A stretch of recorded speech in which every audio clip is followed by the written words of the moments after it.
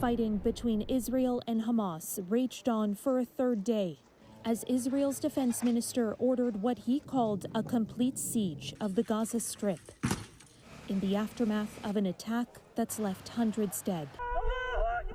Heavily armed Hamas militants surged across the border on Saturday, killing civilians and soldiers in their path and abducting more than 100 Israelis as hostages.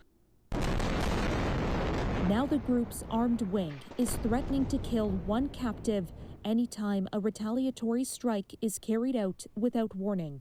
We're still fighting. We thought this morning that we'd be in a better place.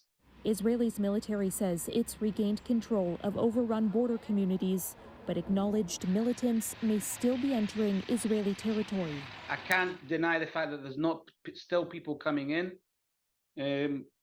Can't deny the fact that there's no more tunnels. Breaches in the border fence are being guarded with tanks, and 300,000 reservists have been mobilized.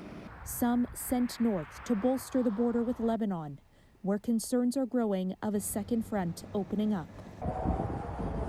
On Monday, air raid sirens blared in Jerusalem and Tel Aviv as Hamas continued to fire barrages of rockets, striking Ashkelon in southern Israel. Israeli airstrikes have pounded Gaza, including one that ripped through a refugee camp.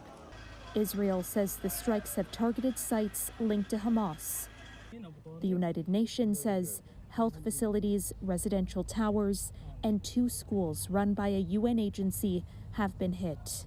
I am deeply distressed by today's announcement that Israel will initiate a complete siege of the Gaza Strip. The humanitarian situation in Gaza was extremely dire before these hostilities. Now it will only deteriorate exponentially.